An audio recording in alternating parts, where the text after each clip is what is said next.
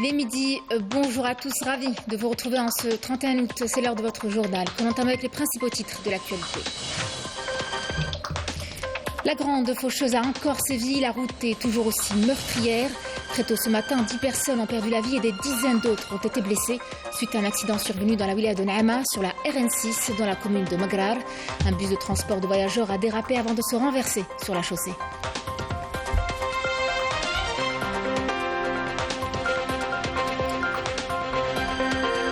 L'actualité nationale, c'est aussi cette plateforme numérique qui englobe toutes les données qui concernent la pêche de poissons.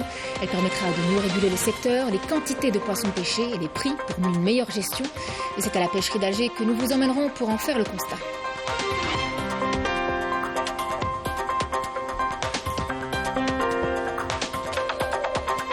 Campagne médiatique odieuse orchestrée par le Maroc contre la Tunisie et ses institutions suite à la participation du président de la République arabe sahraoui démocratique à la 8e édition du sommet de la TICAD. Le Maroc avait pourtant adhéré à l'Union africaine en acceptant la présence de la RASD qui en est membre fondateur.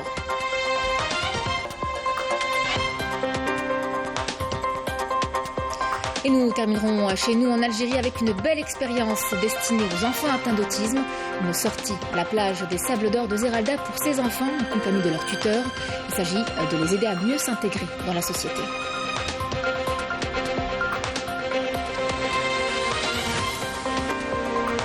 Madame, Monsieur, bienvenue à vous. La grande faucheuse a encore sévi, la route est toujours aussi meurtrière.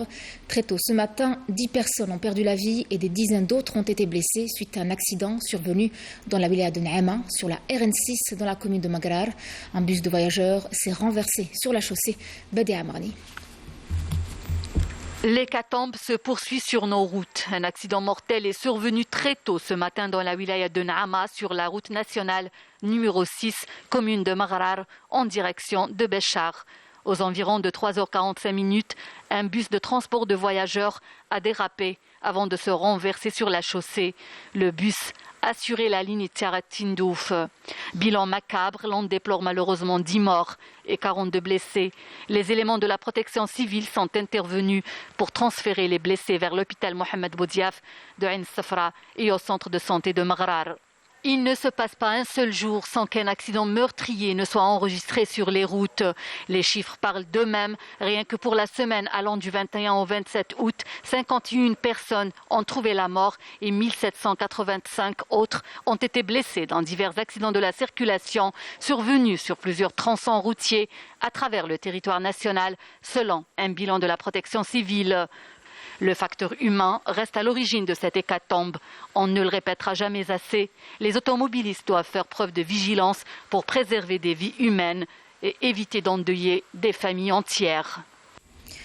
La session ordinaire 2022-2023 des deux chambres du Parlement s'ouvrira dimanche 4 septembre 2022, conformément aux dispositions de l'article 138 de la Constitution et de l'article 5 de la loi organique 16-12 fixant l'organisation et le fonctionnement de l'Assemblée populaire nationale et du Conseil de la Nation, ainsi que les relations fonctionnelles entre les chambres du Parlement et le gouvernement.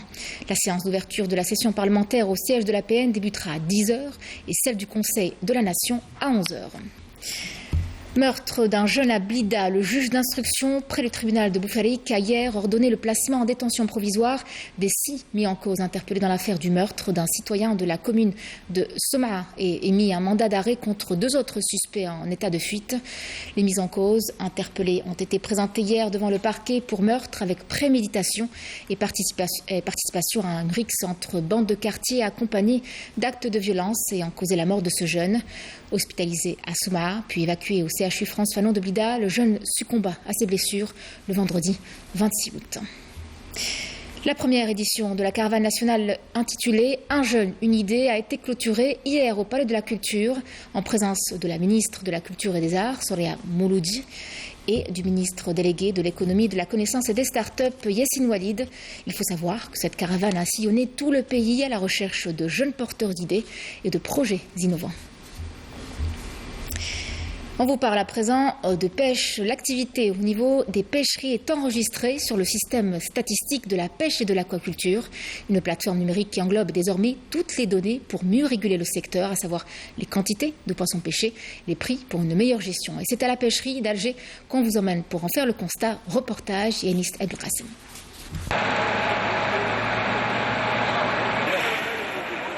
Il est 4 heures du matin, les pêcheurs arrivent à bon port. Toutes sortes de poissons sont étalés, particulièrement la sardine.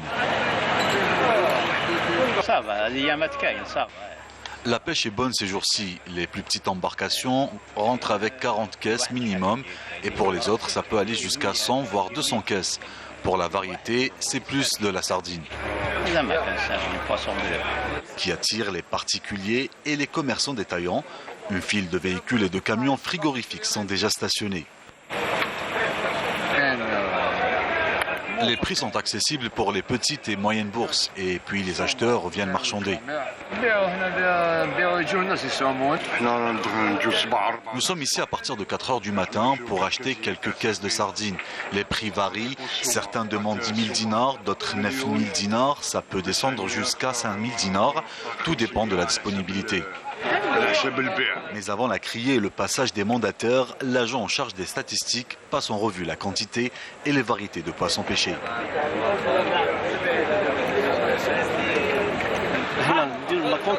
Je note l'heure de leur arrivée, le nombre de l'équipage, la taille de chaque embarcation, ainsi que la quantité de poissons pêchés.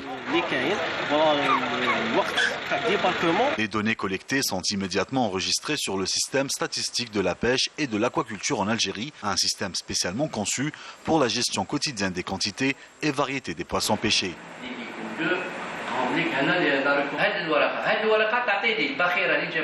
Une fois que je reçois la fiche de collecte, je peux avoir le nombre d'embarcations et la variété de poissons, qu'ils soient blancs, bleus ou les crustacés.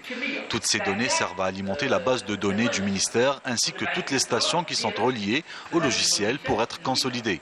Actuellement, nous avons 3 stations. La 4e station se trouve à Raïs Hamidou et sera prochainement mise en service.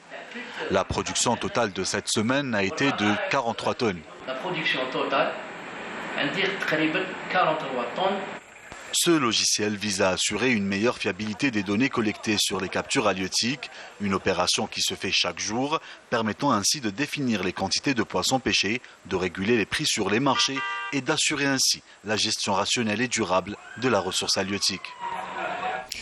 Et c'est au sud du pays que nous allons à présent, là où le fruit symbole est la date. Quelques jours depuis le début de la récolte du mnagar, qui est une des nombreuses variantes de la date. Les marchés de Ziban à Beskra sont aux couleurs de cette variété. Du mnagar en abondance, qui présage une récolte record de Deklet Nord. Une récolte très attendue. Reda Tibalmissin et Majda Dihmoun. Voici le mnagar, une variété de dattes précoce disponible et en grande quantité dans les marchés du Ziban à Biskra. Les vendeurs de ce fruit de saison cueilli avant sa maturation proposent leurs marchandises aux consommateurs à des prix très abordables à quelques jours seulement de la récolte des autres variétés de dattes prévues du mois d'août jusqu'au mois d'octobre. Il y a le mnagar, il y a les autres variétés comme Tintbosht, le Hamraya, l'Itima, et puis viendra après la récolte de Gletnor.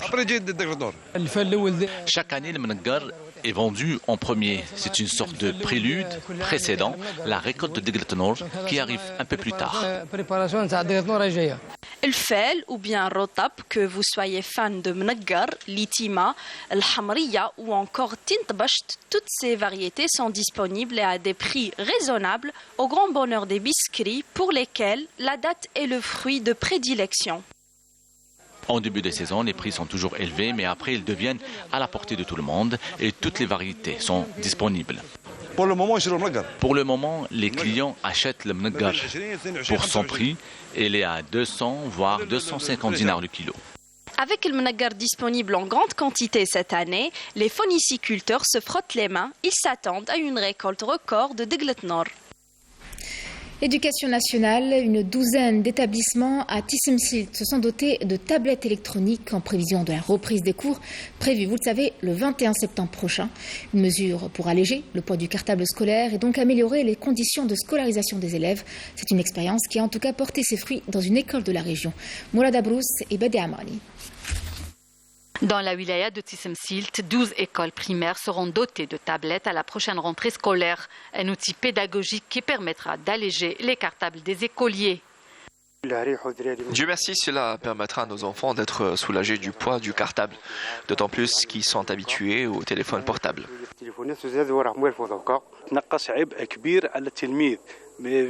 Cette opération permettra de diminuer le poids du cartable qui est très lourd.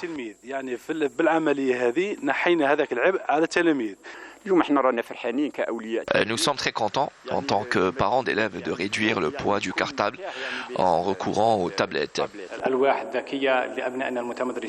Mettre à la disposition de nos enfants des tablettes leur permettra de suivre leur programme et de développer leurs connaissances.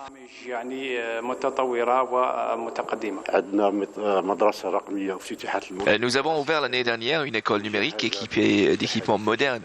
Cette année, 12 autres établissements de Tissemsilt seront également pourvus de tablettes et de livres électroniques.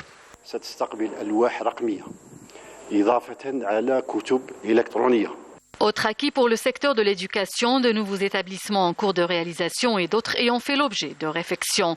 Des projets qui seront réceptionnés lors de cette rentrée scolaire 2022-2023. 28 projets d'infrastructures scolaires seront réceptionnés dans 2 lycées, 3 internats et 3 unités de dépistage et de suivi de santé scolaire. Ceci en plus de 130 établissements éducatifs restaurés. L'amélioration des conditions de scolarité des élèves en mettant à leur disposition les moyens numériques est à même d'améliorer leur niveau et de les initier aux nouvelles technologies. On passe à présent à ce communiqué du ministère de la Défense nationale. Dans la dynamique des efforts soutenus de la lutte antiterroriste et contre la criminalité organisée multiforme, des unités et des détachements de l'armée nationale populaire ont exécuté durant la période du 24 au 30 août plusieurs opérations ayant abouti à des résultats de qualité qui reflètent le haut professionnalisme, la vigilance et la disponibilité permanente de nos forces armées à travers tout le territoire national. Dans le cadre de la lutte antiterroriste, des détachements de l'armée nationale populaire ont arrêté 12 éléments de soutien aux groupes terroristes dans des opérations distinctes à travers le territoire national. Et dans le cadre de la lutte contre la criminalité organisée et en continuité des efforts intenses visant à contrecarrer le fléau du narcotrafic dans notre pays, des détachements combinés de l'ANP ont arrêté en coordination avec les différents services de sécurité lors de diverses opérations exécutées à travers les régions militaires 53 narcotrafiquants et ont déjoué des tentatives d'introduction de grandes quantités de drogue provenant des frontières avec le Maroc, s'élevant à 7 quintaux et 69 kg de kiff traités, alors que 237 grammes de cocaïne et 209 271 comprimés psychotropes ont également été saisis. Par ailleurs, des détachements de l'ANP ont intercepté à Tamanrasset, Borj Badi Mokhtar, Ingezem, Janet et Tindouf 359 individus et saisi 19 véhicules, 444 groupes électrogènes, 258 marteaux-piqueurs, 8 détecteurs de métaux, 48,30 tonnes de mélange d'or brut et de pierre, ainsi que des outils de détonation et des équipements utilisés dans des opérations d'orpaillage illicite, tandis que 8 autres individus ont été arrêtés et 4 fusils de chasse, un pistolet automatique, 7 938 cartouches, des quantités de denrées alimentaires destinées à la contrebande s'élevant à 8 tonnes, ainsi que 42,4 quintaux de tabac et 7 816 unités de diverses boissons ont été saisies à Ourgla, Beskra, El Oued, Boumerdes, Djelfa, Sétif, Betna et Ingezem. Dans le même contexte, les gardes-frontières ont déjoué en coordination avec les services de la gendarmerie nationale des tentatives de contrebande de grandes quantités de carburant s'élevant à 35 065 litres à Borj Badi Mokhtar, Tébessa, Al Taraf et Soukahras. Par ailleurs, les gardes-côtes ont déjoué au niveau de nos côtes nationales, bien sûr, des tentatives d'émigration clandestine et ont procédé au sauvetage de 136 individus à bord d'embarcations de construction artisanale, alors que 315 immigrants clandestins de différentes nationalités ont été arrêtés à travers le territoire national. Fin de ce communiqué du ministère de la Défense nationale.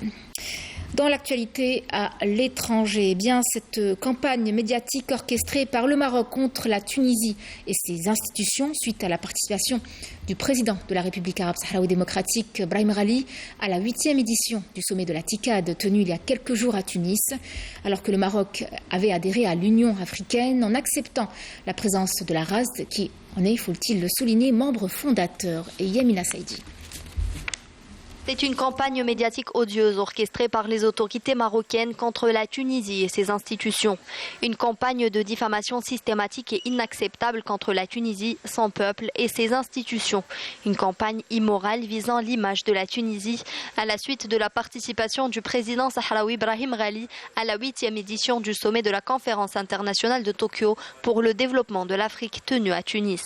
Ce dénigrement motivé par des considérations d'ordre interne liées aux échecs successifs essuyés dernièrement par la diplomatie marocaine dans son entreprise visant à imposer sa vision expansionniste, y compris par le recours aux mensonges et à l'intimidation, est à condamner de la manière la plus résolue.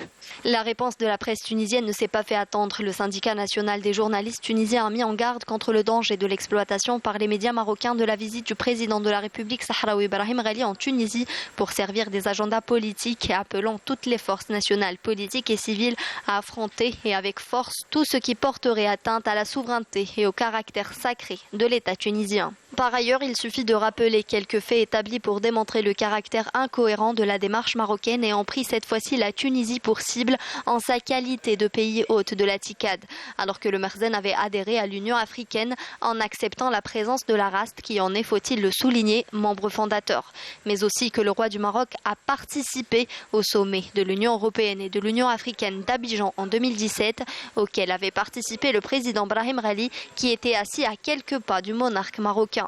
Tout comme le Maroc avait également participé au sommet de l'UE et de l'UA de Bruxelles en présence du président de la RASD. Des contradictions qui reflètent le comportement erratique d'une diplomatie marocaine qui a perdu toute crédibilité. Le régime marocain, qui a approuvé la faillite de sa politique de boycott et de la chaise vide, a renoué avec cette pratique après que ses participations pour changer les positions des pays ou encore imposer sa vision au monde se soient avérées infructueuses. C'est ce qu'a affirmé hier l'ambassadeur de la République arabe sahraoui démocratique en Algérie, Abdelkader Taleb Omar. Le diplomate sahraoui s'exprimait à l'issue de sa rencontre avec la présidente du Croissant Rouge algérien, Ibtissam Hamlaoui, tenue au siège de l'ambassade en Algérie et qui a porté sur la situation humanitaire des réfugiés sahraoui. Abdelkader Taleb Omar a fait remarquer que la solution à la question sahraoui ne passe qu'à travers la consultation du peuple sahraoui, qui a le droit à l'autodétermination dans le cadre des Nations Unies. Le président irakien Barham Saleh a déclaré que des efforts sont en cours pour promouvoir le dialogue entre les différentes forces politiques du pays pour parvenir à des solutions qui garantissent la sécurité de l'Irak et des Irakiens. Des propos lors d'un entretien téléphonique avec le roi Abdallah II de Jordanie, qui a à son tour exprimé l'attachement du royaume de Jordanie à la sécurité et à la stabilité du peuple irakien. Pour rappel, Bagdad est depuis lundi le théâtre de violents affrontements qui ont fait au moins 30 morts et des centaines de blessés.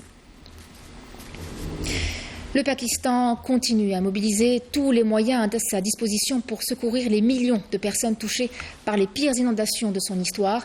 Des inondations dues aux pluies de mousson qui ont causé la mort de 1162 personnes, dévastant de larges pans de terres agricoles essentielles à l'économie et détruisant ou endommageant gravement plus d'1 million d'habitations. Le secrétaire général des Nations Unies, Antonio Guterres, a lancé un appel au don de 160 millions de dollars pour financer un plan d'urgence pour les 6 prochains mois. On vous parle à présent le dernier dirigeant de l'Union soviétique, Mikhail Gorbatchev, est mort hier à l'âge de 91 ans en Russie. C'est ce qu'a indiqué un hôpital de Moscou, cité par les agences de presse russes.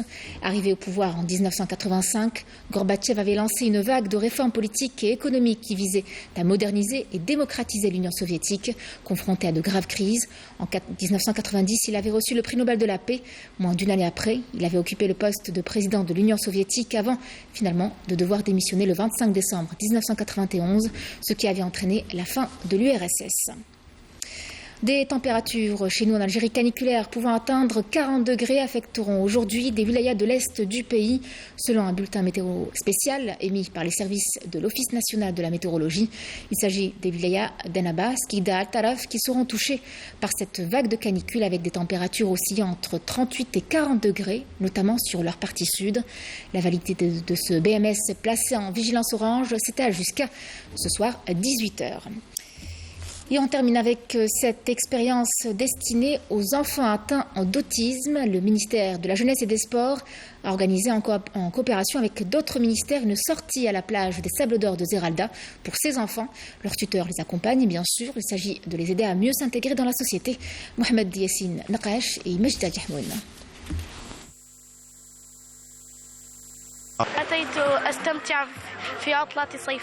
Je profite de mes vacances d'été. Ça me plaît beaucoup. J'aime la mer, mais elle est salée. Je sais nager.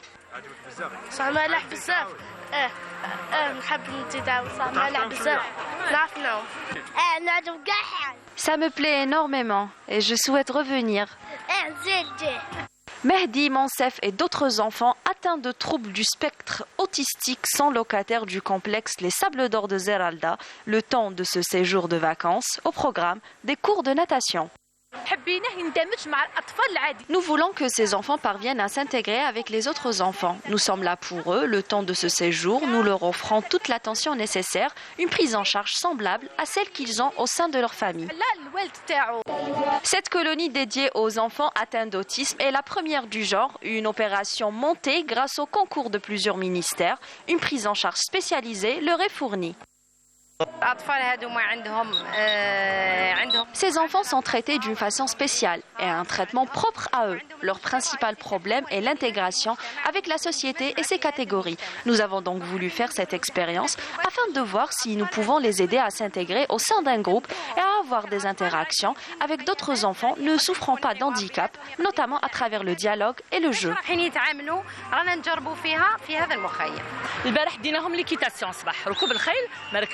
mais داروا un premier contact avec les animaux, c'est important dans la prise en charge, comme l'endroit aquatique, la natation. L'après-midi, quand on a ramené les enfants le Bertouta pour faire prendre le petit déjeuner, le fطور, ils étaient sages, ils étaient calmes, ils étaient bien. وحاجة اللي عجبتني c'est كل طفل كان مع مربي اللي ماشي المربي تاعو اللي ماشي متعود عليه. هو يعد ضمن Cette colonie spéciale enfants atteints d'autisme est organisée par le ministère de la Jeunesse et des Sports en coordination avec le ministère de la Santé, le ministère de la Solidarité nationale, le ministère du Tourisme et l'Observatoire national de la protection de l'enfance. Nous sommes tous là pour ces enfants. C'est la première expérience au niveau national. L'objectif est de faire un constat en ce qui concerne cette catégorie d'enfants pour savoir comment leur organiser des colonies dans le futur. Nous avons au total 22 enfants, 22 tuteurs et environ 6 psychologues. Un séjour de vacances qui a permis à ces enfants souffrant de troubles autistiques de faire de nouvelles rencontres, acquérir de nouvelles compétences et s'amuser tout en permettant aux familles d'avoir un peu de répit en étant assurés que leurs enfants sont pris en charge de façon adaptée. Voilà, c'était le journal de la rédaction. Merci à vous de l'avoir suivi. Tout de suite, les nouvelles du ciel avec Amal Haribi. L'information, vous le savez, revient ce soir à 19h avec Sabine Alouabah. Excellent après-midi à tous sur Canal Algérie et à bientôt.